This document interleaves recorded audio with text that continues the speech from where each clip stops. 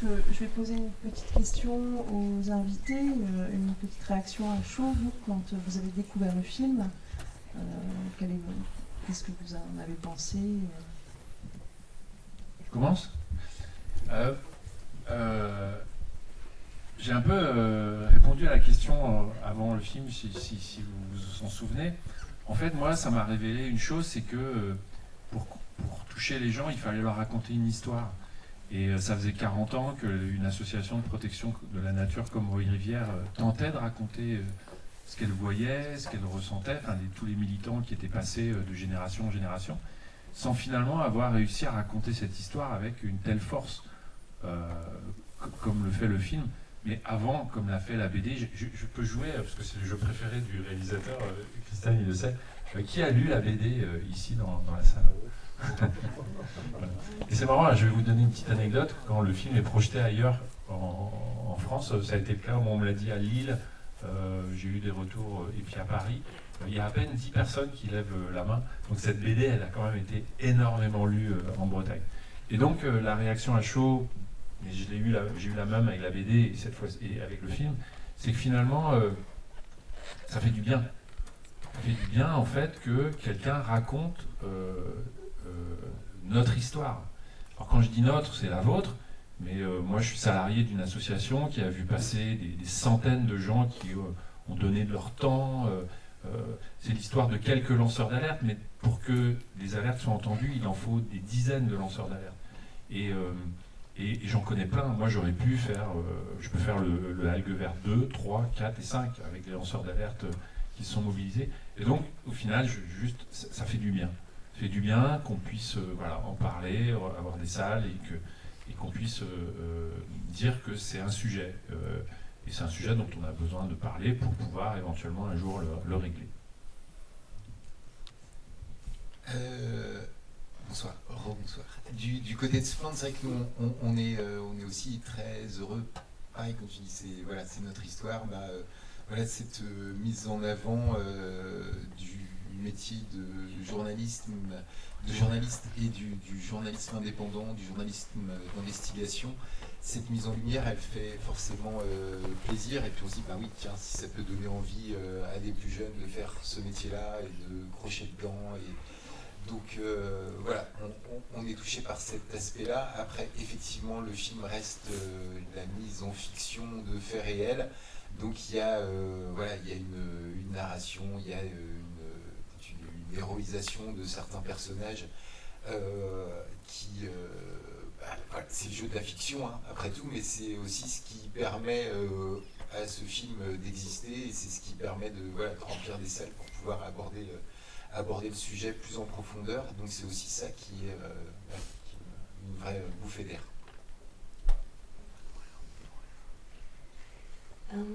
Alors, moi, quand j'ai vu le film il y a quelques semaines, j'ai peut-être été touchée d'abord par le fait que quand alors moi qui travaille plutôt sur les zones rurales, pas trop en ville, donc je travaille plus avec des agriculteurs qui souvent reçoivent très difficilement finalement à la fois les discours médiatiques et puis a fortiori finalement l'impression qu'ils ont d'être toujours face à une espèce de mur de gens à charge qui viennent des villes qui sont plutôt nantis, qui ont des conditions de vie et de travail bien meilleures. Pardon, oui.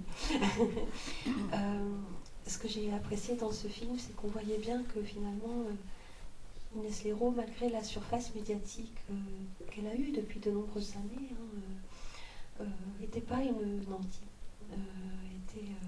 Était aussi confrontée à des difficultés dans l'exercice de son métier en s'attelant à un sujet comme celui-ci qui n'est pas évident. Donc ça m'a paru important en fait que le film le montre. Et puis la deuxième chose peut-être qui m'a frappée, c'est qu'on voit bien dans ce film finalement la longueur de cette enquête. Et finalement, des enquêtes sur les algues vertes, il y en a des centaines. Parce que des gens qui ont envie de savoir, qui s'interrogent, qui essayent de comprendre, il y en a plein. Alors ils prennent des directions différentes, bien sûr, mais assez peu finalement ont cette ténacité-là parce que c'est un sujet compliqué, c'est un sujet qui abîme, c'est un sujet qui fait se questionner sur ses propres appartenances, ses solidarités, et puis sur ce qu'on peut dire de plus de tout ce qui a été déjà dit, dénoncé, écrit, etc. Et donc j'ai trouvé intéressant que ça donne à voir justement ce que ça impliquait comme choix personnel et comme difficulté que d'aller au bout. Après, je partage ce qu'ont dit mes camarades jusqu'à présent, on y reviendra sans doute. En fait, dans ce film, moi j'ai trouvé qu'il y a deux héros et qui le méritent. Il y a quelqu'un, vous avez peut-être fait attention, qui s'appelle Monsieur Olivreau. Donc c'est un monsieur qui a maintenant 82 ans, enfin qui a un certain âge, et qui depuis plus de 20 ans a consacré sa vie quasiment jour et nuit à ce combat contre les algues vertes. Ou dans le nord, là où il habite, à côté de Saint-Brieuc, c'est encore pire qu'ici. C'est vraiment, il y a eu des morts, enfin on le voit dans le film, etc. Et puis évidemment, l'héroïne, c'est Ignace Léraud, qu'on a vu arriver nous dans notre paysage militant aux environs de 2006, et qui s'est signalé par des émissions sur France Culture qui nous ont tellement plu qu'on a organisé avec 3 ou 4 associations un tour de Bretagne où on faisait l'été entendre l'émission. On avait des transats, et puis etc. Enfin, ça a été très sympa cette année-là où on a fait entendre l'émission d'Ignace Léraud. Et Ignace Léraud, pour nous, c'était vraiment super parce que c'était une jeune, elle était sincère, elle n'a jamais eu peur, elle n'a toujours pas peur, et franchement, c'est une héroïne, d'accord, il en faut, mais quelque part, elle mérite le regard qu'a porté le réalisateur, quoi. Franchement, je le pense. Voilà.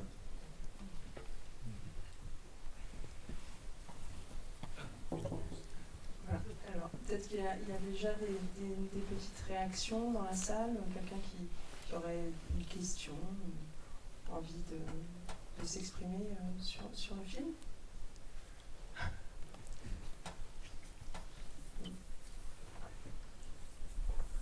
Moi, j'ai déjà une première question. Bonsoir. Juste histoire de savoir si on peut avoir espoir. Est-ce qu'on va un peu vers le mieux? Est-ce qu'on va progressivement moins vite vers le pire? Est-ce qu'on a des solutions où en est la situation aujourd'hui? Est-ce que ça va toujours de pire en pire, ou on voit un petit peu de lumière au bout d'un tunnel? On va tous apporter un éclairage là-dessus. Et moi, je vais peut-être vous étonner en disant que ce film évidemment, il a été obligé de fermer plein de portes pour être intelligible. Et notamment, il ne dit pas que des choses ont été essayées, et que des choses ont même réussi. Je vais tout de suite couper court à l'impression que je peux donner, c'est-à-dire qu'on n'en a pas fait assez, on est loin d'être sorti du tunnel. Mais il faut quand même, je crois, avoir l'honnêteté de dire que la Bretagne s'est mobilisée, vous êtes mobilisés, votre argent, parce qu'il y a eu de l'argent public, les agriculteurs, les élus, beaucoup de gens ont cherché des solutions. À Haute-Rivière-de-Bretagne, on est très fréquemment à penser que ce n'est pas les bons choix qui ont été faits. N'empêche qu'il ne faut pas ignorer que des choses ont été menées, et non plus pas mentir sur le fait que ça aurait pu être pire. C'est-à-dire que si on se reporte 30 ans en arrière, à partir en 93-94, la Bretagne, les rivières bretonnes, prennent 1 mg de nitrate tous les ans de plus. C'est-à-dire qu'on part d'une situation où les rivières sont autour, sans doute, à des teneurs comprises entre 5 et 10 mg avant le remembrement des années 60, avant l'arrivée de l'agriculture hors sol et industrielle. Et à partir de ce moment-là, 1 mg tous les ans, jusqu'à un pic au milieu des années 95, où on flirte avec cette norme qui est la norme qui est une norme de santé publique aussi, qui est la norme eau potable de 50 mg. Et là, c'est plus possible de rester dans le déni ou de poursuivre la fuite en avant. Et les premières mesures de politique publique, et notamment réglementaires, sont mises en œuvre. À partir de là, plein de choses ont été testées, pas toujours dans la joie et la bonne humeur, souvent dans le conflit. Alix en dira sans doute un mot. Et Haut-et-Rivière a pris toute sa place dans ce conflit. Mais les teneurs en nitrate ont commencé à baisser à partir de ce moment-là pour atteindre environ 30 mg en moyenne en Bretagne autour de 2015. Mauvaise nouvelle, ça ne baisse plus. Deuxième mauvaise nouvelle, à 30 mg, on est toujours en zone vulnérable, c'est-à-dire en zone polluée. Et tant qu'on ne descend pas en dessous de 10 mg dans les baies les plus touchées par les algues vertes, il y aura des marées vertes. Donc en fait, le chemin, il a été entrepris, mais aujourd'hui, il faut de nouvelles solutions, il faut une nouvelle inflexion dans les choses à mettre en œuvre. Et ce qu'on a fait n'est pas suffisant. Et aujourd'hui, nous, on a tendance à penser même on plafonne. C'est-à-dire qu'on a beaucoup pensé à limiter les fuites et limiter les excès d'un système qui, manifestement, est globalement très déséquilibré.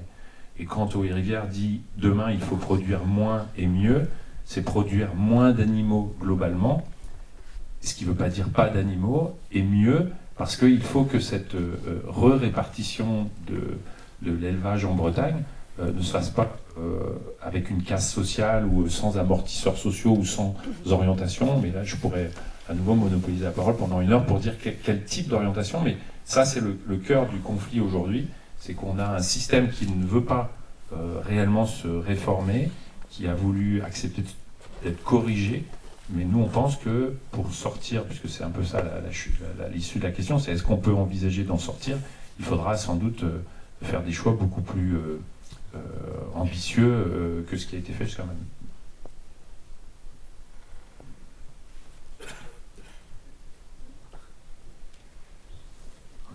Oui, peut-être pour aller dans le sens de ce qu'Arnaud vient d'énoncer, c'est vrai que les politiques publiques qui se sont attelées à la prise en charge de ce phénomène ont été très centrées, et ça a été un combat sur le paramètre azote, c'est-à-dire en gros lutter contre la trop forte présence des nitrates dans les cours d'eau et aux exutoires.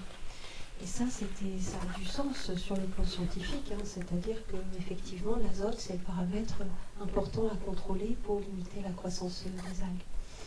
Néanmoins, au bout d'un certain temps, des politiques publiques qui excluent finalement l'appui à des acteurs de territoire pour qu'ils puissent se saisir de trajectoires de transformation, aussi des systèmes alimentaires, ça limite aussi, une fois qu'on a, je dirais, optimisé ces flux-là à système constant, ça limite les possibilités de gain aujourd'hui, je pense. Et c'est là où des mobilisations de personnes qui vont bien évidemment au-delà des agriculteurs eux-mêmes, sur qui repose beaucoup la mise en œuvre des mesures d'amélioration, doit être envisagée. Et c'est beaucoup plus évidemment difficile d'envisager ça, parce que ça met en cause et ça doit mettre en mouvement un nombre très important d'opérateurs qui ne sont pas toutes et tous prêts à le faire. Alors, il est question de changement dans les pratiques agricoles, dans l'agriculture. Souvent, on oppose les associations, les écolos aux agriculteurs. Mais attention, dans la salle, il y a quelques agriculteurs qui sont présents, et je les salue d'ailleurs. Et dans notre association, il y a une vingtaine d'agriculteurs qui non seulement sont présents, mais sont moteurs. Et ça, c'est peut-être une voie d'avenir, c'est qu'il existe des pratiques agricoles qui sont vraiment beaucoup moins polluantes que l'agriculture industrielle qu'on subit aujourd'hui, avec pas simplement les nitrates, mais les pesticides, etc. Et que moi, personnellement, c'est l'espoir, c'est là que je le situe. Grand coup de chapeau à ceux qui, il y a déjà 30 ou 40 ans, ont commencé à faire de l'agriculture biologique. Et contre vent et marée à l'époque. Bon, aujourd'hui, ça commence à passer pour des solutions sérieuses. Voilà l'idée, c'est que si on veut que ça avance pas vite, c'est vrai, ça n'avance pas beaucoup. Il faut à la fois que nous, consommateurs, on regarde un peu ce qu'on mange, et puis que nos amis nombreux agriculteurs alternatifs, on va dire, mais c'est peut-être pas le bon mot, mais en tout cas agriculteurs non polluants, moins polluants, beaucoup moins, continuent leur effort, parce qu'ils en font beaucoup depuis un certain temps, depuis longtemps. Voilà.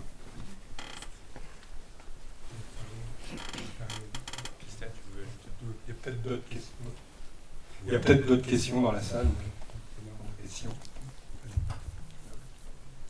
Est-ce qu'on pourra un jour arriver à que plus des personnes et des animaux meurent?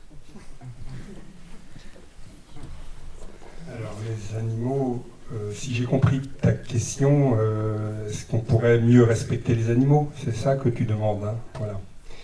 Alors évidemment, ça nous fait quitter un peu le problème strict des nitrates et des pesticides et de l'industrie, mais c'est vrai que c'est un sujet énorme. Et nous, en tout cas, l'association Veille dans l'environnement, on y est très sensible, évidemment. C'est-à-dire que moi, je dis souvent aux personnes qui continuent à manger des produits de l'élevage industriel, d'aller visiter un élevage industriel, d'aller vraiment le visiter, quoi. Voilà.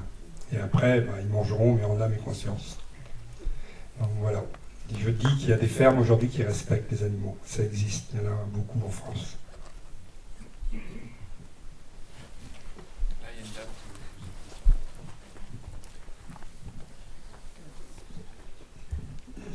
Moi, bonsoir.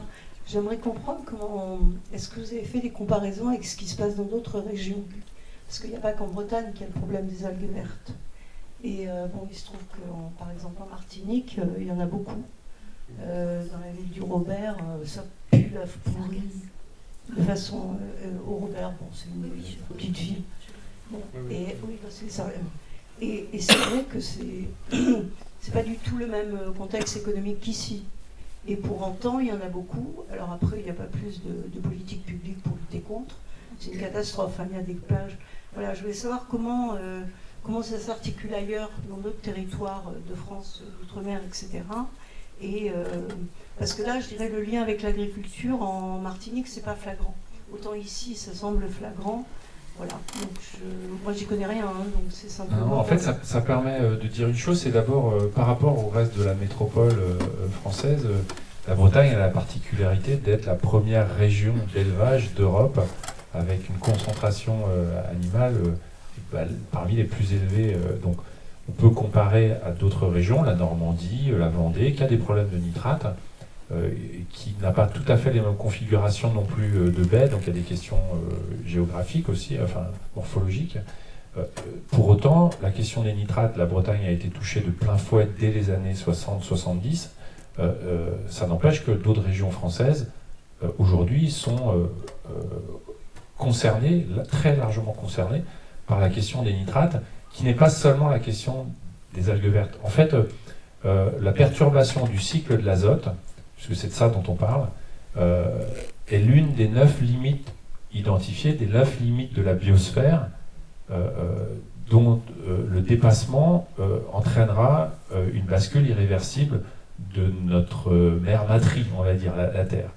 Et donc, les 9 limites dont on parle, c'est le dérèglement climatique, l'effondrement de la biodiversité, la question de l'eau dans les sols, la question de l'eau dans l'air, le dérèglement des cycles de l'azote.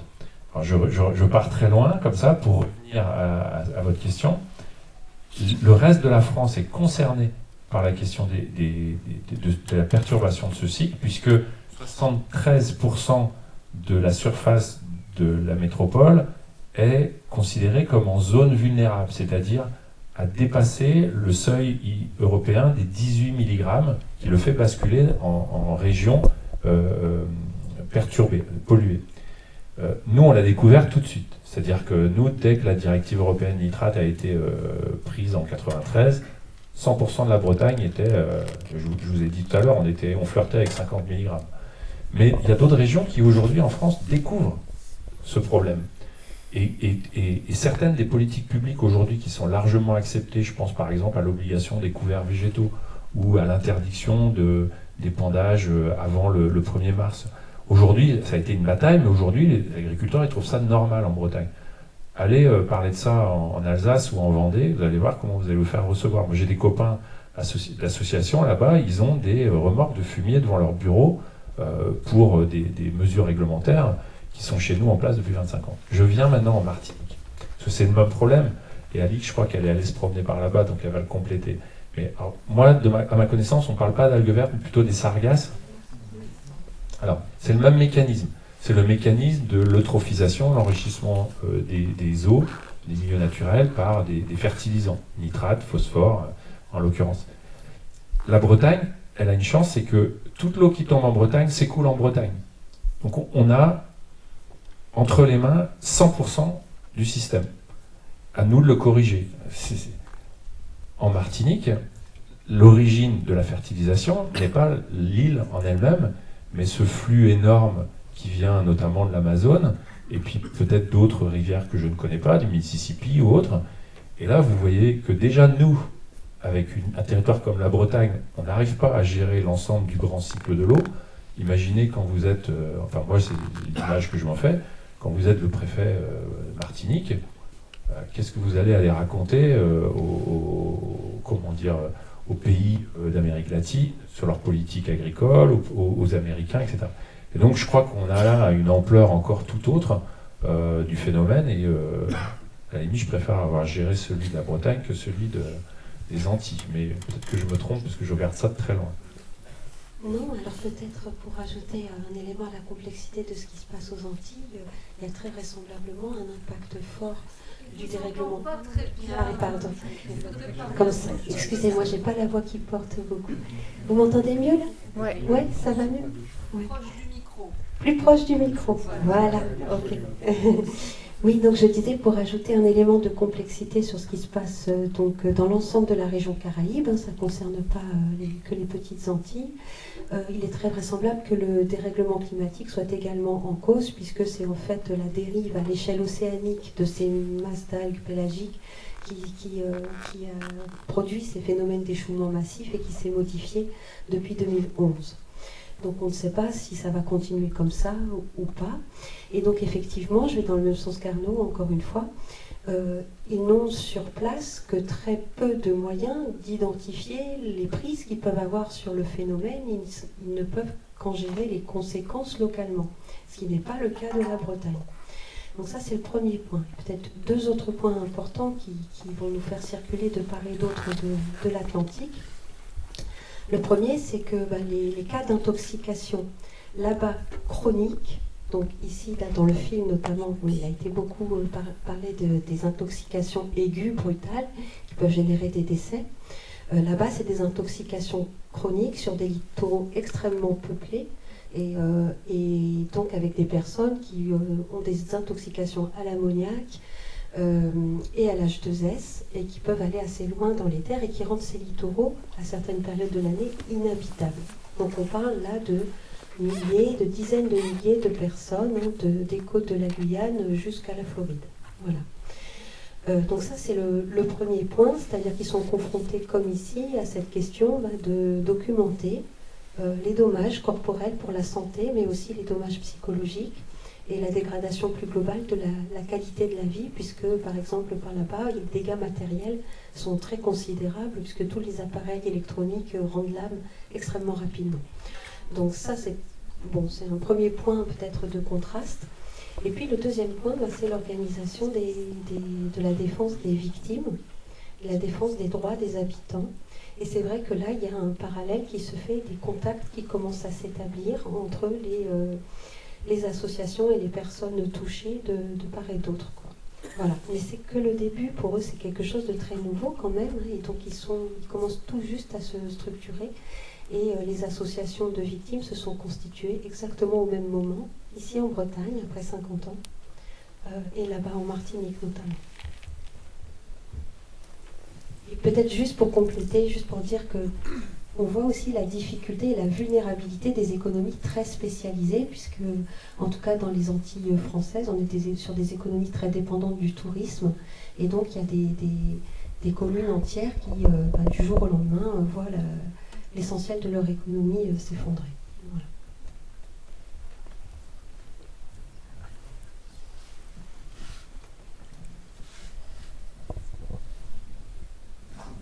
J'ai eu l'occasion d'en parler là, récemment dans notre occurrence. Tu parlais tout à l'heure de l'immensité du problème au niveau mondial de notre... bien sûr, et en Bretagne, on a la possibilité d'observer quasi-intégralité du phénomène. Et encore plus chez nous à Dordogne, puisque, comme je le disais l'autre jour, il est possible, techniquement et scientifiquement, de prendre en main l'ensemble du bassin de versant de la baie d'Ornay, de faire une expérience en vraie grandeur. C'est d'un point de vue que j'ai présenté déjà à des gens de l'Ornay et d'Estopia, bien entendu. Et c'est un des rares cas, avec le fameux cas célèbre du lac d'Annecy qui avait été drainé il y a maintenant 50 ans, avec un excellent résultat. À Douarnenez, il y a quelque chose qui est possible. Mais à Douarnenez, nous sommes soumis à au moins 4 ou 5 structures qui sont les structures douarnenaises proprement dites, les structures fiaclistes, les structures de la presqu'île, comment s'appelle la structure d'Iroise, et j'en passe, et les meilleurs. Autrement dit, on peut au moins essayer de faire sur un point relativement précis et réduit, de faire un vrai travail qui pourrait être présenté. Je ne veux pas dire qu'il sera exemplaire, je n'en sais rien, parce que j'avoue que je suis très vieux et que je ne sais pas ce qu'il aurait fallu faire. Mais en attendant, il y a une analyse qui est faisable, me semble-t-il, à un échelon suffisamment petit, suffisamment réduit et suffisamment vaste et occupé par la mer, pour qu'on puisse vraiment peut-être envisager des extrapolations. Dans les autres bassins versants, que ce soit de la baie de Saint-Brieuc, de Belle-Morbihan ou la rade de Brest, bonjour le voyage. Une réponse rapide et un peu plus pessimiste que des espoirs. En 2009, quand on a créé l'association Baie de Dordogne Environnement, on avait demandé dans une des multiples réunions qui se succèdent, il y en a, s'il y avait autant de résultats que de réunions, le problème serait résolu depuis longtemps. Donc dans une des réunions qui se succèdent, on avait simplement demandé, on crée l'association, qu'il y ait autour de la baie, où il y a quand même 1 million de cochons actuellement, 1 million de porcs industriels, on avait dit qu'il y ait au moins des fonds pour qu'il y ait un exemple de porc en bio, par exemple l'agriculture biologique. D'accord ? C'était en 2009. On est en 2023. On attend toujours. D'accord ? Voilà. On attend toujours la création d'un modèle peut-être différent de ces porcheries industrielles qui entourent la baie. Mais rien n'a bougé, d'accord, en 15 ans. Je crois que cette question, elle est assez juste, c'est-à-dire que j'ai dit tout à l'heure que la Bretagne était sans doute la région qui s'est engagée le plus tôt de toutes les régions dans la reconquête de la qualité de l'eau. On le doit à la mobilisation associative, qui est historique aussi, hein, qui n'a pas de comparaison ailleurs dans d'autres régions françaises. Le fondateur de Rivière de Bretagne, que certains d'entre vous connaissent, un des cofondateurs, Jean-Claude Pierre, pendant 20 ans, 25 ans peut-être, il a amené des centaines d'élus bretons en promenade, en visite organisée, en voyage organisé, pour aller découvrir dans d'autres régions d'Europe des expériences du type de celles que vous proposez. Notamment une qui est très célèbre, c'est le choix fait par la ville de Munich de ne pas investir dans des systèmes super technologiques de traitement de l'eau, mais d'installer sur les bassins versants les bassins versants de la ville, où épuiser l'eau potable, de l'agriculture en agriculture biologique. Tous les élus revenaient en disant c'est formidable. C'est formidable. Aucun exemple en Bretagne n'existe d'un test grandeur nature, comme vous le décrivez, pour voir. Faut simplement voir, mesurer les coûts, enfin une étude scientifique réaliste. Voilà. Alors, pourquoi ? Parce qu'en fait, on est dans ce que Nicolas Legendre, je vous conseille son livre à l'entrée, a appelé système agro-industriel, qui n'est pas complètement à la main des agriculteurs, contrairement à ce qu'on peut faire croire, mais qui est bien un système complexe que la BD décrit plus ou moins, que dont le film parle aussi, et qui ne veut, je pense, surtout pas que cet exemple puisse se réaliser. Et c'est un des mâles, un des torts de la politique publique, que de n'avoir quasiment aucun exemple réussi après avoir dépensé des millions d'euros. Mais finalement, c'est presque à se demander, est-ce que collectivement, on le voulait vraiment ? Et c'est là que je reviens à l'idée de remplir des salles et d'avoir une opinion publique qui soutient ce type d'idée innovante, qui serait innovante, même si elle paraît datée un peu, parce que certains y ont pensé depuis longtemps, parce que finalement les élus ne font que ce que leur opinion publique leur commande de faire. Et aujourd'hui, l'opinion publique, ces 40 dernières années, elle a plutôt été favorable au maintien d'un système agro-industriel dont on a dit qu'il faisait la richesse de la Bretagne. Donc aujourd'hui, je pense que si on veut avoir un espoir, c'est un espoir d'interpeller, d'avoir les élus prêts à prendre des décisions qui iraient dans ce sens-là. Je pense qu'on est plus près de les avoir aujourd'hui qu'il y a 25 ans, mais je ne crois pas qu'on y soit encore tout à fait.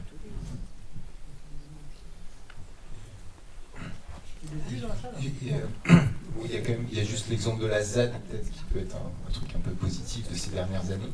Mais effectivement, ce qu'on a pu remarquer quand même sur l'importance des luttes citoyennes ces derniers temps, il y a quand même l'exemple de Bridor à Liffré et de l'usine de saumon de Plouisy à Guingamp, où il y a eu une très forte mobilisation citoyenne. Et à Plouisy, c'est assez flagrant parce que des élus de la communauté de communes qui avaient voté favorablement à un projet, suite aux mobilisations citoyennes qui ont un peu ouvert les yeux, parce que les élus ont finalement reconnu qu'ils avaient voté pour un truc qu'ils ne savaient même pas vraiment ce que c'était, ont changé d'avis. Donc voilà, les mobilisations citoyennes, tu dois le voir aussi au sein des assos, le préfet, s'il y a 200-300 personnes qui se mobilisent, qu'il y a de la tension autour, il est obligé de prendre ça en compte. Il ne le prend pas forcément tout le temps, mais en tout cas là, voilà, il y a quand même des exemples très récents aussi de victoires citoyennes qui, voilà, pour dégager des alternatives derrière.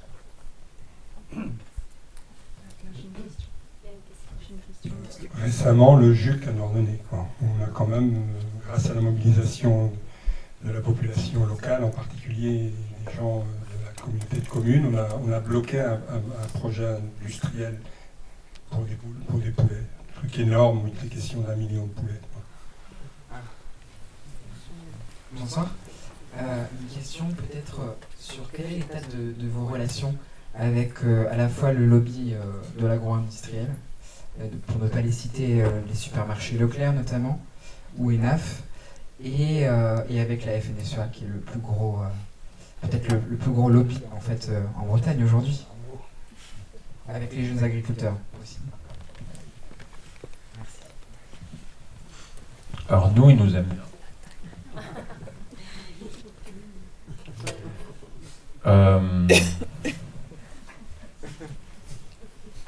Est-ce qu'il y a une autre question? Non. Je vais essayer. C'est des relations qui sont courtoises, polies et très distancielles. Enfin, il n'y a pas vraiment de dialogue, en fait, y compris quand on parle des instances de concertation et de dialogue. Je serais curieux d'avoir une conversation avec une professionnelle du dialogue parce que peut-être que tu pourras réagir à ça, parce que tu en as vécu ces fameuses réunions qui sont censées être des réunions de concertation. C'est pas ce que j'appelle un dialogue ou une concertation. C'est un jeu de rôle, des postures. On se retranche derrière les mots d'ordre. Et finalement, on ne fait pas œuvre d'intelligence collective à ce moment-là. Et ça a l'air, et c'est comme ça depuis 30 ans, et ça a l'air de satisfaire à peu près tout le monde.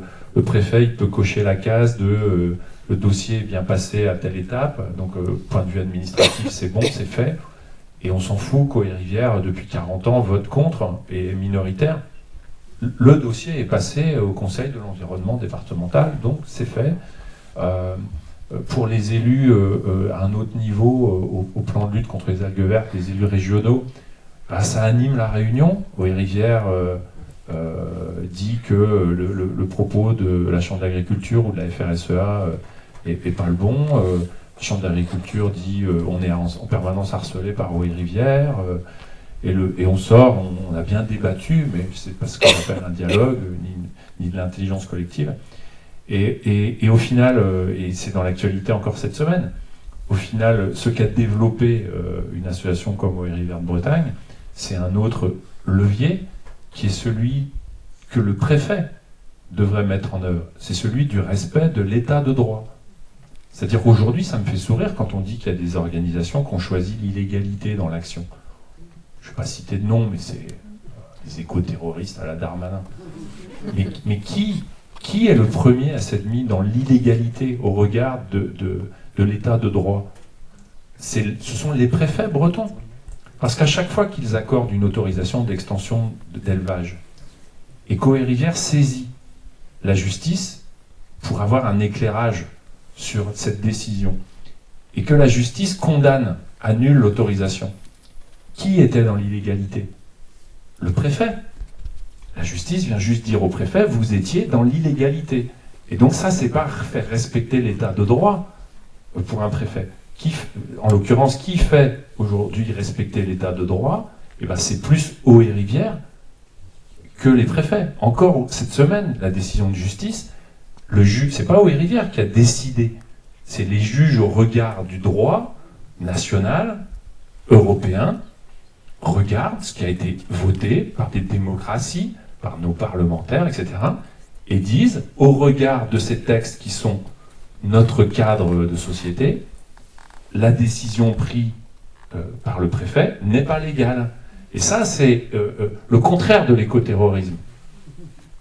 C'est l'association Eau-et-Rivière de Bretagne qui aujourd'hui fait respecter l'état de droit en Bretagne. C'est quand même le monde à l'envers. Alors, je vais un peu au-delà de la question qui est posée. C'est plus un coup de gueule, mais c'est ce à quoi ça me fait penser en tout cas. Et nous, d'un point de vue journalistique, c'est quand même un peu compliqué. Je vais sur les relations avec la FNSEA et puis les entreprises de l'agroalimentaire. Pour citer, oui, voilà, quelques exemples. Encore dernièrement, vous avez peut-être entendu parler de l'annulation à Dinan du BD concert Algues Vertes qui était programmé. Voilà, le président de Dinan Agglomération s'appelle Arnaud Lécuyer, refuse de répondre à nos questions quand on lui parle de cette question-là. Et ils envoient au charbon quelqu'un qui n'était pas au courant du dossier. Pareil, la semaine dernière, donc Nicolas Legendre révèle une lettre, fait une note interne créée par justement un groupe qui s'appelle les Omnivores, qui est en fait financé par de nombreuses entreprises et syndicats de l'agroalimentaire. Note très détaillée qui met en cause, qui traite de complotistes Nicolas Legendre, Inès Hérault, Splan, voilà. Donc voilà, et tout ça, voilà, les Omnivores, c'est un collectif qui est donc de l'agroalimentaire soutenu par la région Bretagne. Donc là, on apprend ça, on le révèle et on pose la question au premier intéressé qui s'appelle Loïc Henef, qui est élu à la région Bretagne et ancien président de Produits en Bretagne. Voilà, vous avez les deux pieds dans le système, voilà, et pas de réponse. Les coopératives porcines, moi, les enquêtes que j'ai pu faire, voilà, c'est constamment des refus de parler au téléphone, c'est ce coup de pression là sur les dernières enquêtes qu'on a pu faire au mois de mai sur Plouvor. Quand moi j'ai envoyé un mail au syndicat des groupements de producteurs de viande, donc l'UGPVB, en leur disant j'ai des questions par rapport à ces extensions de porcherie, c'est quoi votre philosophie là-dessus, pourquoi est-ce que vous en arrivez là? Pas de réponse, mais par contre on apprend par une source en interne qu'ils ont envoyé un mail à tous les producteurs de porc en nous disant attention, il y a les journalistes de Splan qui sont en train de se renseigner, ne leur répondez pas, s'ils vous appellent, prévenez la coopérative. Voilà l'ambiance, quoi. Donc effectivement il y a voilà, l'expression silence dans les champs, et c'est même au-delà des champs, quoi. C'est dans l'hémicycle et au-delà. Donc effectivement, c'est un petit peu compliqué. Après, ça n'empêche que voilà, il y a des endroits où on peut réussir à les attraper, mais quand même pour les personnes qui sont souvent élues, cette relation aux citoyens, aux journalistes, c'est quand même quelque chose qui pose vraiment question.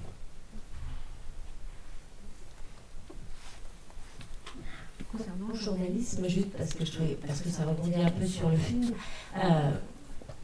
Il y a quelques jours, j'entendais justement sur France Culture, je sais plus qui intervenait, en fait, c'était compliqué, en tout cas, parce que là on le voit bien pour Morgan Large, en tout cas.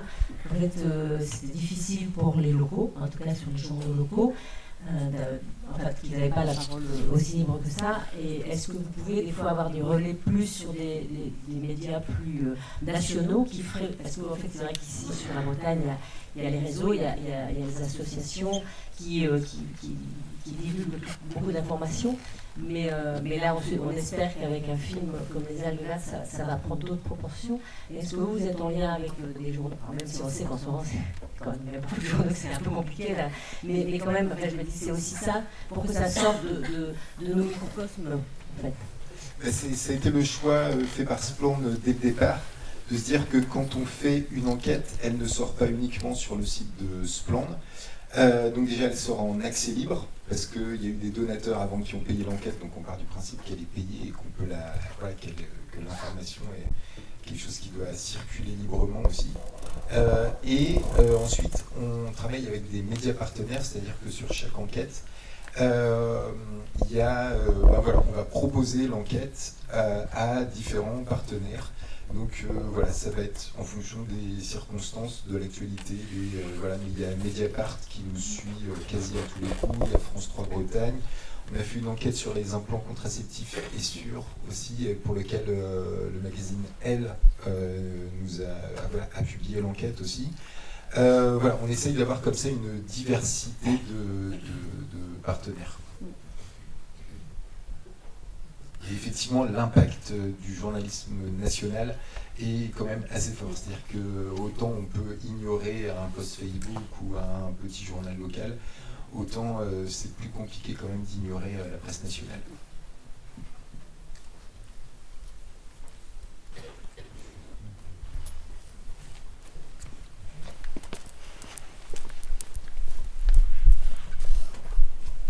Pour rebondir sur ce que Madame a dit tout à l'heure, je pensais que quand même cette diffusion, cette projection du film, on va dire un peu tous azimuts, en Finistère, etc., aujourd'hui, enfin je disais ce matin dans le Télégramme, je ne dirais rien, qu'il y a sur Quimper, par exemple, aujourd'hui 3 diffusions, vous toute la semaine, etc. Est-ce que vous ne pensez pas quand même, peut-être que je vis dans le pays des bisounours, mais qu'on va s'apercevoir que le breton moyen ou le touriste moyen s'interroge et commence à non pas paniquer, mais à trouver que ça suffit, les algues vertes, etc. Et que ça va quand même déboucher sur quelque chose. Enfin, je ne sais pas. C'est ce qu'on appelle. Ah, ça, c'est une très très grande question. J'ai pas de réponse, je vous le dis tout de suite, parce que je peux vous dire ce que j'entends, ce que les gens me racontent dans les zones rurales dans lesquelles je bosse. La première chose, c'est la question qui m'est souvent posée, c'est est-ce qu'on change l'agriculture à base d'algues vertes ? C'est-à-dire, est-ce que le fait de mettre ce sujet-là sur le tapis, de le rendre accessible à plus de gens, de rendre les gens plus sensibles à ce sujet, est-ce que c'est un facteur de transformation de l'agriculture ? J'ai pas de réponse à ça. Je pense que les personnes qui s'engagent dans le mouvement associatif et le fait qu'il y ait des débats autour de ça, ça a été dit tout à l'heure, c'est forcément un facteur de changement, parce que c'est un facteur de pression politique, ça a été dit clairement. De là à ce que ça se traduise par une transformation des relations structurelles qui sont très stables, très institutionnalisées entre le monde de l'agroalimentaire et les élus à différentes échelles, mais principalement à l'échelle européenne, à l'échelle nationale et à l'échelle régionale. Moi, je ne suis pas spécialiste de ces questions, je ne peux pas répondre, mais il y a eu des périodes avant ce film de mobilisation importante. Alors certes, ça ne touchait pas autant de monde, certainement, mais qui avait suscité de l'espoir de ce point de vue-là. Et on sait qu'en fait, c'est quelque chose qui doit s'activer en permanence pour que ça opère. C'est-à-dire que ce n'est pas un moment de... Je ne crois pas, moi, en tout cas, mais je le dis avec prudence, mais je ne crois pas beaucoup à des basculements comme ça. Je ne crois pas que ça fasse bascule. Mais c'est des éléments très, très concrets et qui peuvent faire réfléchir un certain nombre d'élus. Donc oui, de ce point de vue-là, sans doute. C'est vrai qu'Alix a raison de rappeler que cette prise de conscience elle date pas d'aujourd'hui. Moi, ma première manif anti-algues vertes, c'était à Binic en 1997. On était 6000. C'est pas rien, 6000, quoi. Donc on se dit, waouh, ça doit être un point de bascule. Non, enfin voilà, on y est toujours. Par contre, je redis que l'opinion publique, et que l'opinion publique est une conscience et une compréhension de ce qui se joue et des mécanismes, c'est important, parce que c'est ce que derrière vos élus, les gens pour qui vous allez voter, si vous allez voter, entendront, c'est que il n'y a pas que le discours de la FNSEA qui est la solution. Et je vais en délivrer une, là aujourd'hui. C'est que la première politique européenne budgétaire, tout le monde la connaît, elle s'appelle la PAC, Politique agricole commune. C'est 500 millions d'euros qui sont déversés sur la Bretagne chaque année pour soutenir l'agriculture. Laquelle? L'agriculture qui est en place là. Il y a 2 ans, à l'occasion de la réforme de la politique agricole commune, la région Bretagne a demandé à pouvoir gérer ces 500 millions d'euros annuels. Juste pour que vous ayez une échelle de valeur, le plan de lutte contre les algues vertes numéro 3, celui qui démarre, là, c'est 120 millions d'euros sur 5 ans. Vous voyez que d'un côté, il y a 500 millions d'euros qui arrivent par la PAC pour maintenir un système, et de l'autre, on essaie de le corriger avec de l'argent public aussi, mais vous voyez que ce sont des injonctions contradictoires.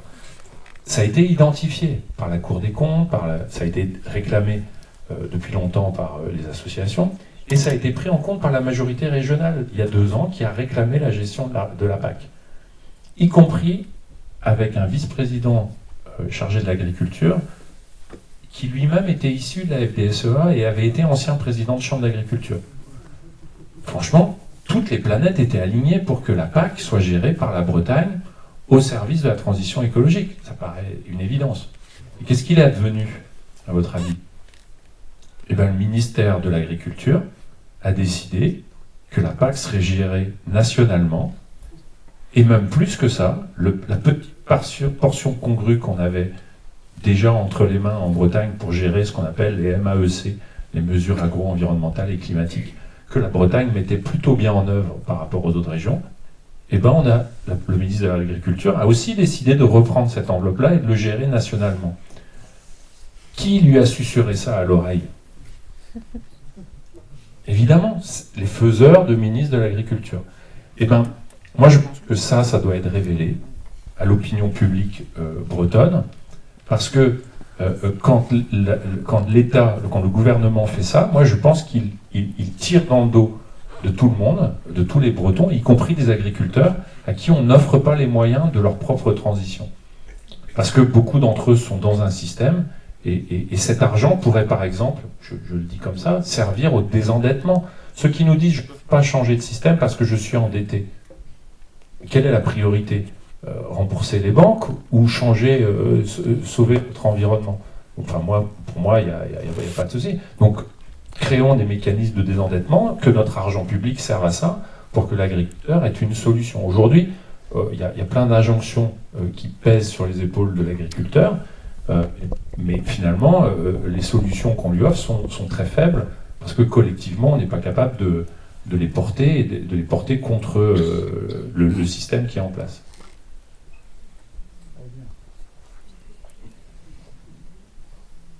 J'ai une dernière chose à dire.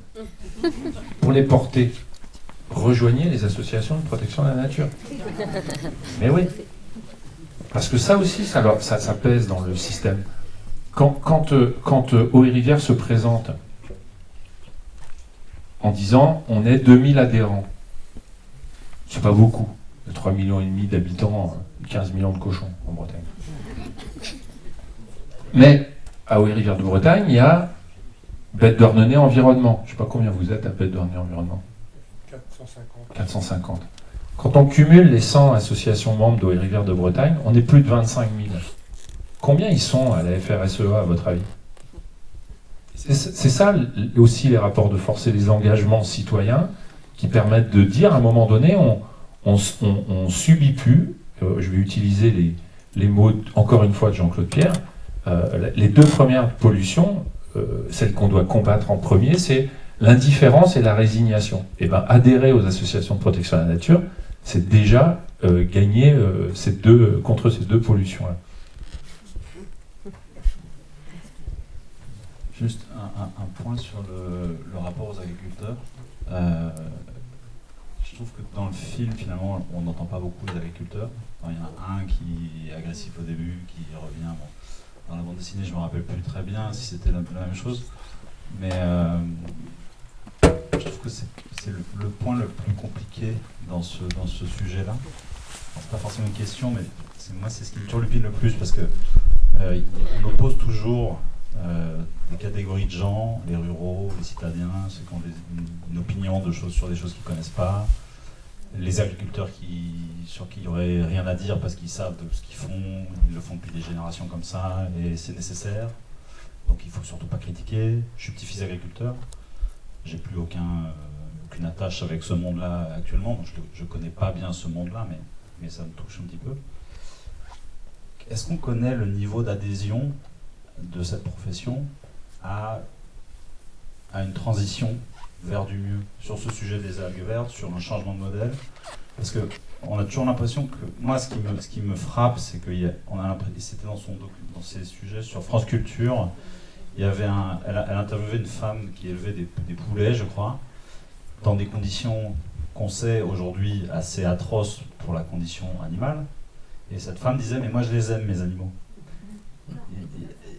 Non mais, bon, il y a une espèce de paradoxe entre ce qu'on sait de certaines conditions, certaines pratiques, et l'idée que les gens s'en font, notamment les acteurs de ce truc-là. Et est-ce qu'on connaît l'opinion?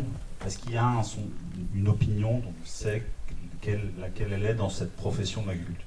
Non. C'est un peu confus. Pour répondre à la première partie de la question, je comprends la question comme étant le fait que dans la profession agricole, je l'ai dit dès le départ, moi, il y a quand même vraiment au moins 2 mondes, voire 3 peut-être, mais moi je pense qu'il y a un moyen un petit peu d'avoir le poids des opinions dont vous parlez. Là, il y a un syndicat qui est majoritaire, qui est la FNSEA, on en parle tout le temps, FDSEA, FNSEA.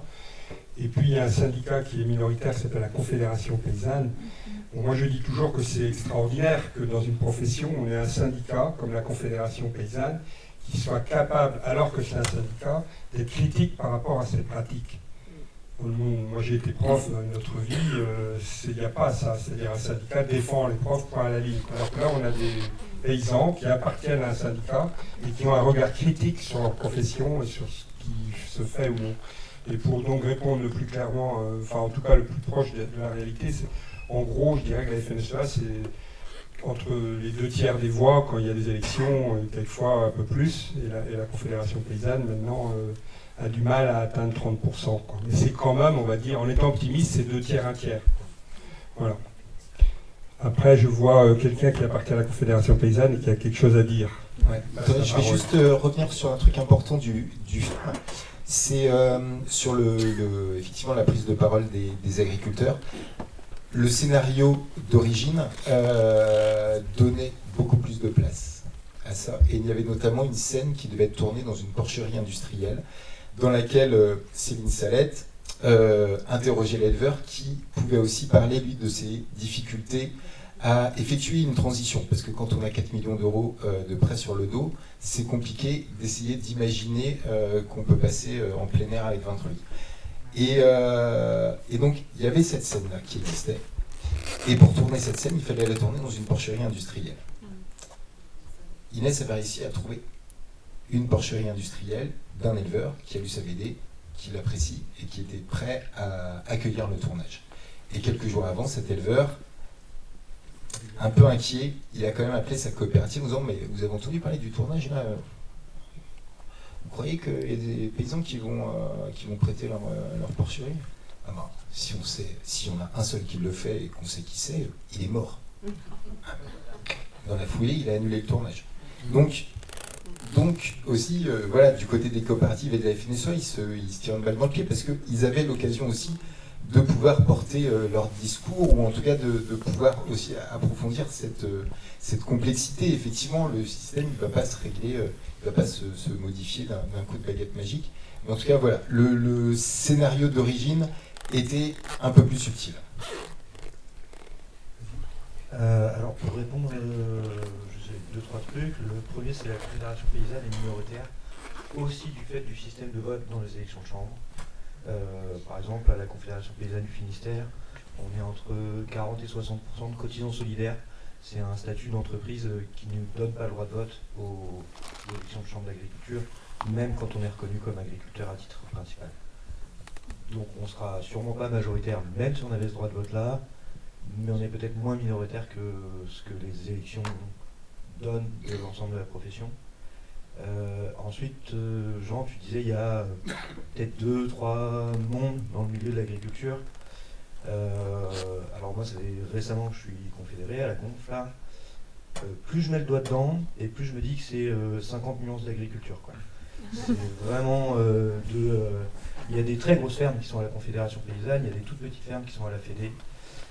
Je crois qu'il faut aussi, alors peut-être c'est un peu polémique de dire ça, mais je pense qu'il y a la FNSEA en tant qu'institution, et après il y a les adhérents de la FNSEA. Et il y a, moi, à ma connaissance, là dans le pays de Douarnenez, j'en connais au moins 2 ou 3 d'agriculteurs qui sont adhérents à la FNSEA par défaut.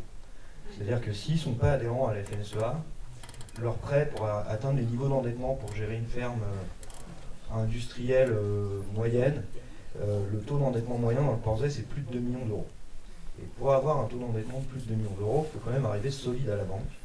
Et pour arriver solide à la banque, il faut avoir la coopérative derrière, et dans l'idéal, le syndicat derrière. Et du coup, il y a un paquet d'adhérents de la Fédé et de la coordination rurale, qu'on oublie souvent, qui sont adhérents par défaut. C'est-à-dire que sans cette adhésion-là, ils ne pourront pas travailler. Et du coup, le degré d'adhésion qu'ils ont à un changement de pratique va être dépendant de leur degré d'endettement et de leur degré d'engagement dans leur pratique agro-industrielle. Il y a beaucoup de producteurs de lait qui, en gros, un producteur de lait, il reçoit un contrat avec sa laiterie tous les 2 ans. Ça fait 450 pages et il a moins de 15 jours pour le signer. S'il ne le signe pas, moi j'en connais un qui est à Plogonec là, il m'a dit, je ne l'ai pas signé, j'ai passé les 15 pires jours de ma vie. C'est-à-dire que l'isolement social, c'est même pas l'isolement, c'est l'ostracisation, allait jusqu'au sein de sa famille, jusqu'au sein de son couple. C'est-à-dire que sa femme était là, mais il faut absolument que tu re-signes, il faut absolument que tu re-signes, ses enfants pareil, ses parents pareil, ses grands-parents pareil, ses potes du club de foot pareil, ses potes du bar pendant que sa femme allait à l'église pareil. Il a passé les pires 15 jours de sa vie et il a tenu. Je lui tire mon chapeau et plutôt 2 points qu'une. Faut être vraiment solide pour arriver à faire ça en milieu rural. Du coup, le changement, il est vraiment très compliqué aussi pour ces gens-là. Et je pense qu'il y en a beaucoup qui sont dans une espèce de dissonance cognitive, c'est-à-dire qu'ils se disent, voilà, clairement, peut-être c'est pas la bonne idée, mais en même temps, je fais comment pour faire autrement, et si je veux pas me retrouver complètement ostracisé en milieu rural, c'est difficile, quoi. Peut-être pas leur jeter trop de cailloux non plus. C'était vraiment le sens de ma question. Oui, la part de conflit interne finalement. Ah bah énorme à mon avis. Le choix de faire, est-ce qu'ils n'ont pas le choix de faire? Est-ce qu'on a une notion de ça? Oui, peut-être pour compléter, le taux de syndicalisation, il faut peut-être le rappeler, dans le monde agricole n'est pas non plus très élevé. Donc les appartenances syndicales, avec toutes les nuances que vous avez apportées, ne permettent pas de répondre complètement à cette question-là, si ce n'est pour dire que, oui voilà, c'est un élément, peut-être une façon de regarder, sachant que la Fédé se veut un syndicat unitaire, et donc à l'intérieur de la Fédé, historiquement, il y a des tendances très différentes. Ce qu'il faut comprendre, c'est que dans le Finistère notamment, c'est une tendance de la Fédé qui l'a emportée de longue date et qui est une tendance très libérale, très libérale. Donc ça c'est peut-être le petit éclairage. Et par rapport à votre question sur la relation aux animaux et sur le caractère paradoxal de pouvoir exprimer un attachement aux animaux dans un contexte d'élevage comme celui que rencontrait cette dame là, dans le journal breton, peut-être je vais renvoyer à des travaux, des œuvres auxquelles vous pouvez avoir facilement accès parce qu'elles sont produites par des douarnenistes. Donc le premier, c'est un travail qui a été fait par un anthropologue qui s'appelle Jules Hermelin et qui a très bien montré en élevage laitier à quel point finalement les éleveurs se trouvaient pris dans leur troupeau. C'est-à-dire qu'en fait, la relation quotidienne avec les animaux, elle forme troupeau avec la personne à l'intérieur. On est pris dans ces relations-là. Alors on peut appeler ça de l'amour, on peut appeler ça comme on veut, mais il y a une relation extrêmement forte d'interdépendance qui se crée et qui peut même parfois être beaucoup plus puissante que celle qui nous lie aux autres autour de nous, surtout quand ces relations, tu le disais, sont compliquées. Voilà. Ça demande tellement de travail, de soins, d'attention, etc., que ça peut produire ce type de choses jusqu'à ce que le troupeau absorbe l'éleveur ou l'éleveuse. Voilà, dans les cas les plus dramatiques, en fait. Voilà, donc ça c'est le premier point, les travaux de Jules Hermelin. Et puis,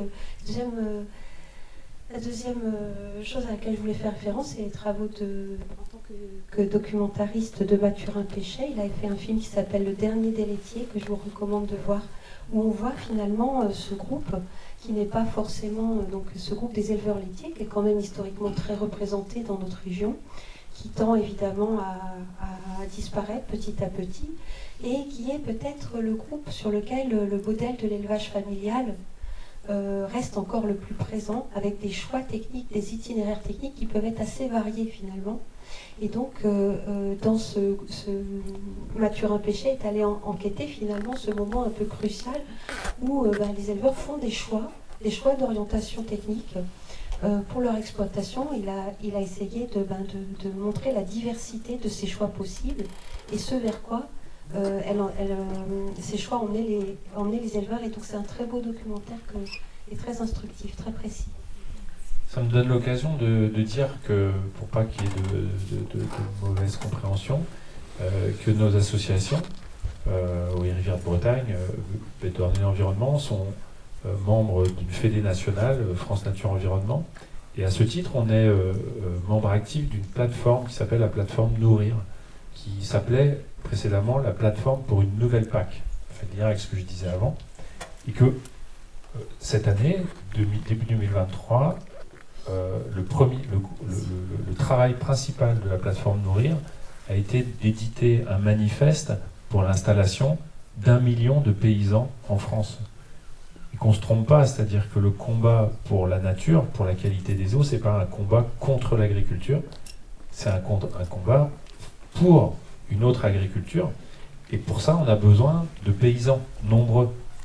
Et c'est exactement l'inverse de ce qui est organisé depuis 50 ans en Bretagne. C'est-à-dire que le système dont on parle, il a organisé la disparition du métier de paysan.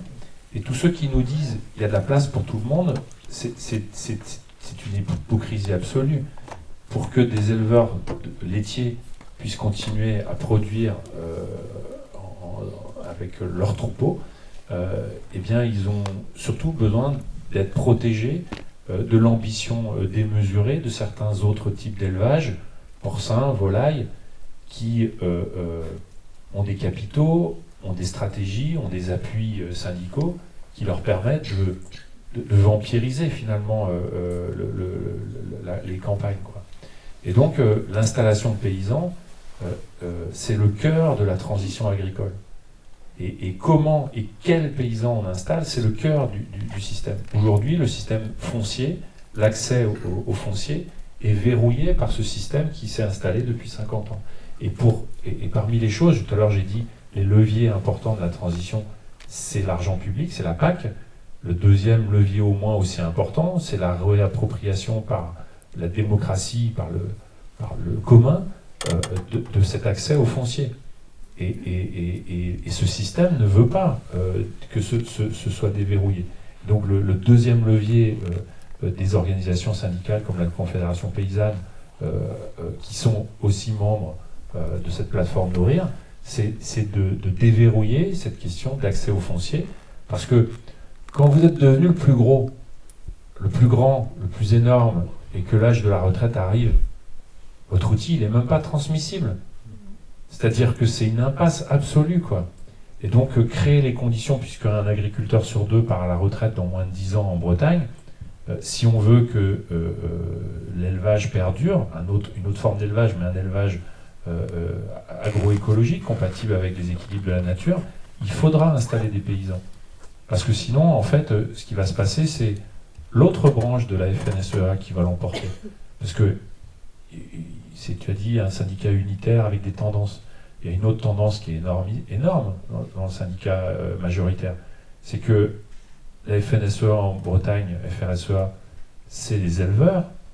Mais les éleveurs, ils n'ont pas le pouvoir à la FNSEA. Ceux qui ont le pouvoir, c'est les céréaliers. Et si des propositions comme celles portées par la plateforme Nourrir ne sont pas mises en œuvre, prises en compte par les politiques, par nos élus, par notre ministre de l'Agriculture, eh bien en fait, on va aussi aller tout droit vers le système majoritaire industriel de la FNSEA, qui a mis à sa tête très récemment, pas un petit éleveur, qui a mis à sa tête un agro-industriel céréalier, je ne sais même pas son nom, je n'ai pas eu le temps de l'apprendre, mais le danger, il est là, c'est-à-dire que ce système-là, si on n'écoute pas les propositions alternatives des organisations agricoles, que sont la Confédération paysanne, que sont la Fédération nationale de l'agriculture biologique, que sont les CIVAM, qui travaillent main dans la main avec les associations de protection de la nature, eh bien, en fait, c'est tout ça qu'il faut soutenir. Il faut un nouveau récit, il faut que le système, le prochain système, ne soit pas celui qui a perduré, enfin qui a plutôt s'est répandu ou propagé, je ne sais pas quel verbe utiliser, depuis 50 ans, mais il faut que ce soit ce nouveau système, cette nouvelle vision pour l'alimentation qui prenne la place en Bretagne. Et c'est la seule façon d'à la fois résoudre les problèmes environnementaux et les problèmes sociaux, parce que le système dont on parle depuis tout à l'heure génère des problèmes sociaux parmi les plus forts de toutes les professions, de tous les métiers en fait. Donc c'est quand même quelque chose de très contestable. On va faire peut-être encore une ou deux petites questions et puis après on fera.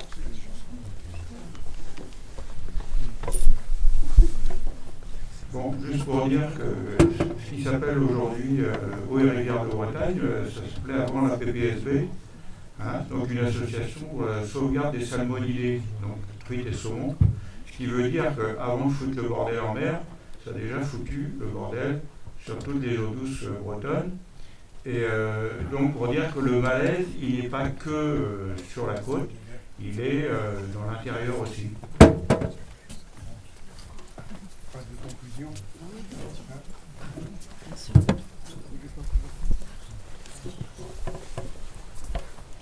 Alors, est-ce qu'il y a une dernière petite question ou alors on s'arrête? Ah, tout au fond. Ah là là, c'était un peu trop.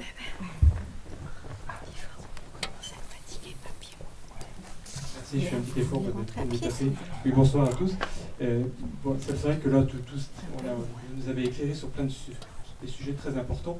Mais demain, face au dérèglement climatique qui s'accélère,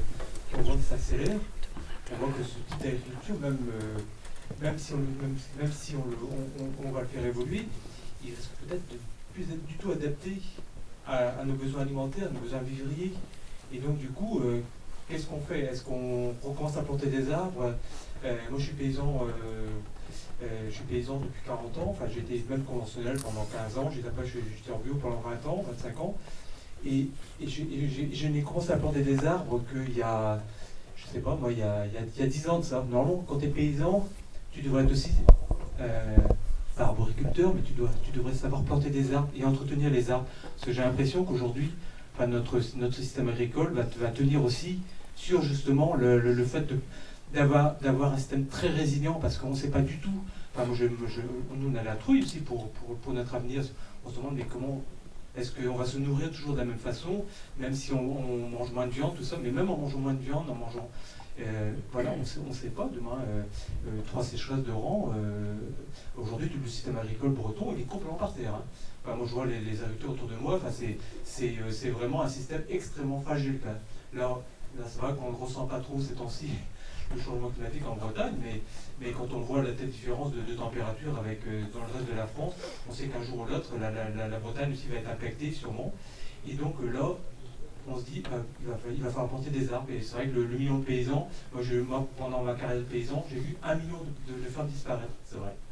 Et je crois effectivement qu'aujourd'hui, ça paraît des discours énormes de dire maintenant il faut 1 million, mais c'est peut-être 2 millions, et c'est mettre des gens à planter des arbres, mais quand on traverse la France, la Bretagne, elle est aussi sinistrée que la Bretagne. Enfin, moi qui le regarde du paysan, enfin, quand on a été à Étretat il n'y a pas très longtemps, on voyait la terre partir. Alors les gens étaient s'esclaffaient devant les aiguilles. Mais moi je voyais la terre qui partait avec le vent. Il y avait un vent de 40 km/h, il n'y avait pas un talus, pas un arbre dans les champs. Et on voyait la terre qui partait. C'est ça qu'on est en train de perdre aujourd'hui, tout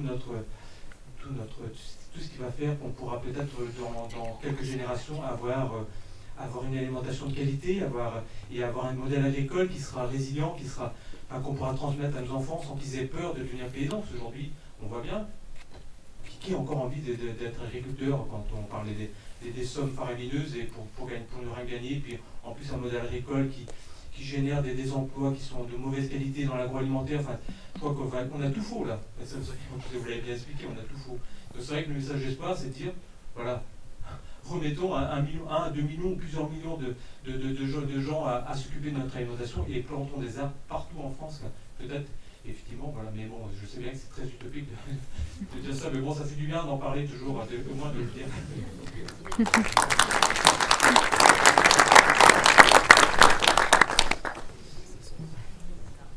C'est peut-être le mot de la fin, tout simplement, de terminer comme ça. Merci à tous les quatre. Et bien, alors, à l'entrée, vous allez pouvoir voir, je crois qu'il y a des enquêtes.